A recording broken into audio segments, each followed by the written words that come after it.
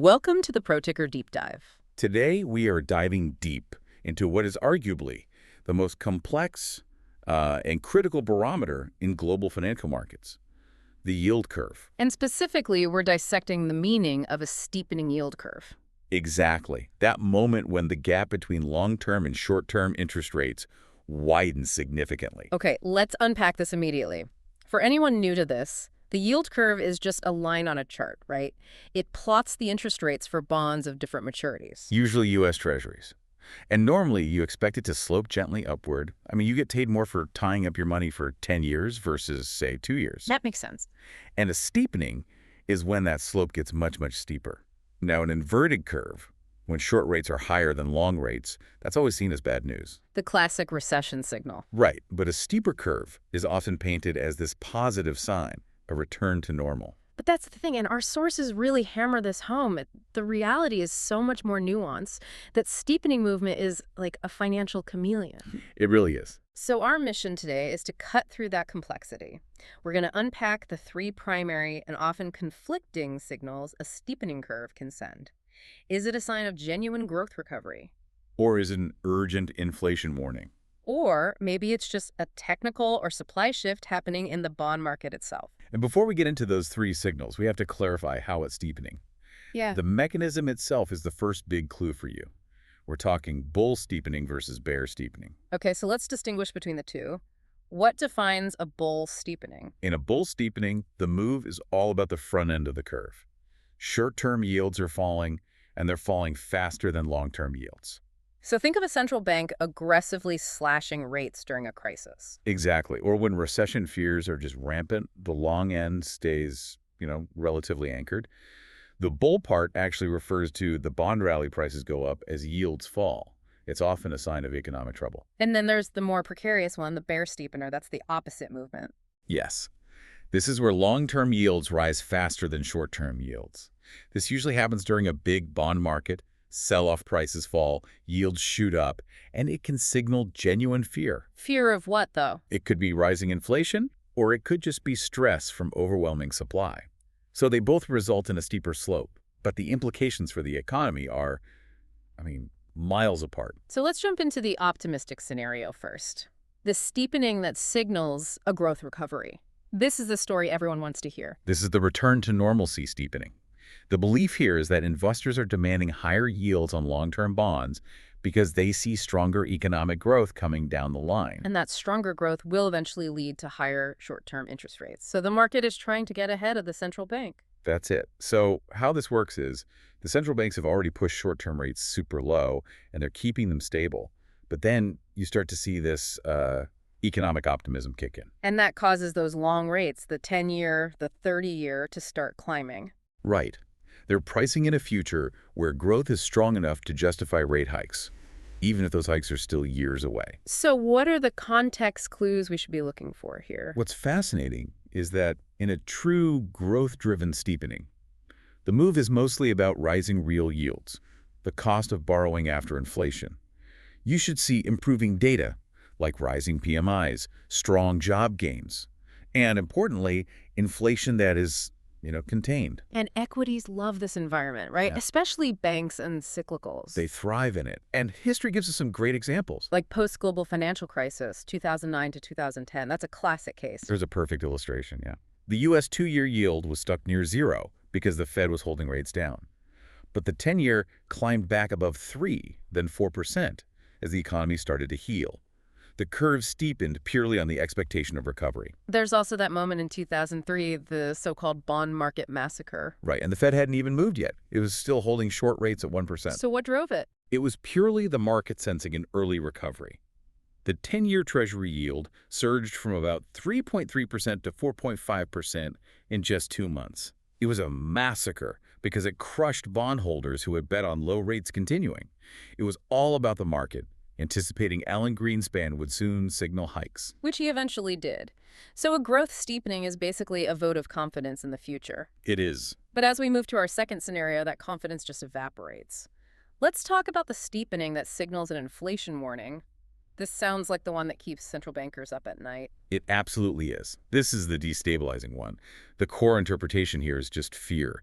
Investors believe rising prices will destroy their future returns, so they sell long-term bonds aggressively. And they demand a massive inflation risk premium to hold them. Exactly. This often happens when the market thinks the central bank is behind the curve, that short rates are just too low for what's happening with prices. Or maybe there's a sudden external shock, like an oil price spike. This is almost always a bear steepener, yields rising everywhere, but the long end just shoots up.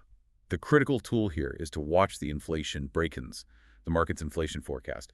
If they're rising sharply, that's your smoking gun. So an inflation-driven steepening can be a really bearish sign for the economy. Oh, absolutely. Look at the U.S. from 1965 to 1970. A painful lesson. A very painful lesson in policy mistakes. Inflation started creeping up because of high spending. The Vietnam War, Great Society programs. The Fed was slow to react, and the curve steepened sharply, signaling that bond investors saw the inflation surge that the central bank was kind of ignoring. And what followed was stagflation and recessions. The market basically forced the policy response. A more recent, maybe cleaner example is the Eurozone in early 2022. After the Russia-Ukraine conflict started? Precisely. Energy prices surged. It was a pure external shock. It drove 10-year German break-ins above 3%, a level not seen in decades, and this was before the ECB had even started raising short rates. So that steepening was the market screaming about future inflation. It was demanding compensation for it, yeah. Okay, so we've covered the big macro drivers, growth and inflation. But there's a third element, especially now, that's often purely technical, the steepening signal of supply and technical factors. This one can happen even if the economy isn't roaring and inflation isn't a problem. It's all about bond market mechanics. The sheer volume of supply, overwhelming demand. So you're talking about things like governments issuing a ton of long-term debt. A glut of long bonds, yeah. Or reduced demand from big buyers, like central banks moving from QE, where they were buying bonds, to QT, where they stop. And when there's a glut of bonds, the yield has to go up to attract buyers, right? Exactly. The price has to fall. This type of steepening shows up as rising real yield, and this is crucial, a rising term premium. Remind us what the term premium is. It's the extra compensation investors require just for the risk of holding a long bond, over and above what they expect for future short rates and inflation. It's a pure risk measure. And the U.S. fiscal situation in the 2020s has really highlighted this risk. For sure. Large deficits mean massive treasury issuance, which pushes that term premium higher. And it's not just government policy. Japan is a really clean case study here. It is. Their yield curve was artificially flat for years because of the Bank of Japan's yield curve control, or YCC. When they started loosening that and then scrapped it in 2023, the 5s to 30s part of the curve steepened by about 120 basis points almost overnight. Wow. The driver was just eliminating that demand distortion. The natural yield was much higher once the policy shackle was removed. But the most dramatic example of technical stress has to be the UK gilt crisis in 2022. That wasn't orderly at all. That was chaos. A textbook shock. Yeah. You had a surprise fiscal package that triggered a total loss of investor confidence. Right. Long-term 30-year gilt yields just catapulted from about 3.5% to over 5% in days. And the problem was made worse by forced selling from pension funds. Yes, the LDI strategies.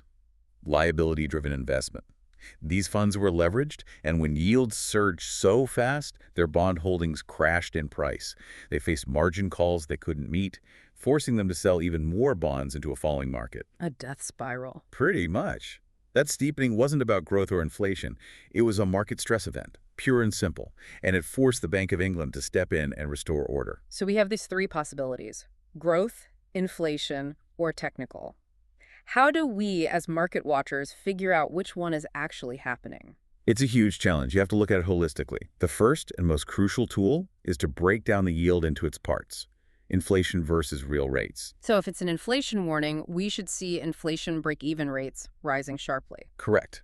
But if the break-evens are stable and the move is being driven by real yields going up, then it's either growth optimism or that term premium we talked about from supply issues. Okay, that's a key distinction. What's the second tool? The position in the policy cycle.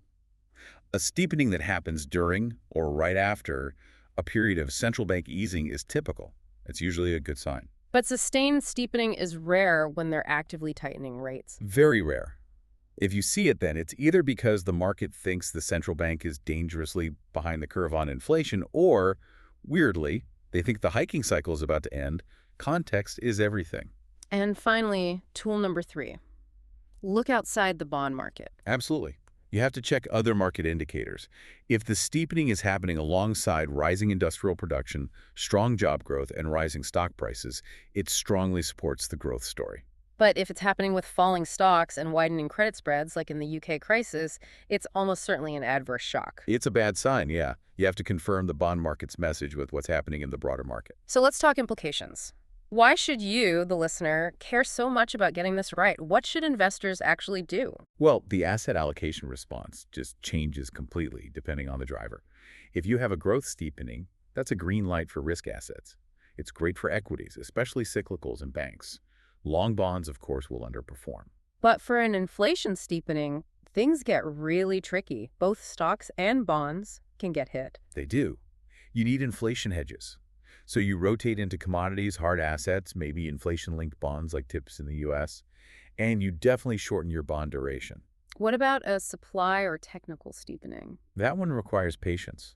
At first, it's just volatile and everything sell-off as people panic. But if the 10-year Treasury starts yielding, say, 5% because of supply fears rather than inflation, those bonds eventually start to look really appealing to long-term buyers. The strategy is to wait for the overshoot and then gradually add duration to lock in those high real yields. And the central banks, they react differently to each one too. Totally. For a growth-driven steepening, they welcome it. It means their policy worked. But an inflation steepening is a direct challenge to their credibility. It's an urgent existential challenge. It forces them to get more aggressive with tightening, like the ECB did in 2022. And if it's supply-driven and disorderly, That puts them in a very delicate spot. If it threatens market functioning, like the LDI crisis, they have to intervene, pause QT, become a buyer, whatever it takes to restore stability. so to wrap this all up, the yield curve really is like a financial seismograph. It measures these hidden tremors under the market. And its message is entirely dependent on the context. Misreading it can be incredibly costly. I mean, think of anyone who mistook the 1966 inflation warning for a benign signal. They got crushed by stagflation. It really highlights that the most important question isn't just whether yields are rising, but how fast they're rising, and more importantly, why. Exactly. You have to weigh the growth data, the inflation metrics, and the techno factors all at once. It's the only way to protect your capital. So the challenge for you, the listener, is to figure out whether the next steepening you see is a healthy sign to lean into, or if it's a warning that demands immediate caution and a change in your portfolio. See you all in the next Pro Ticker Deep Dive.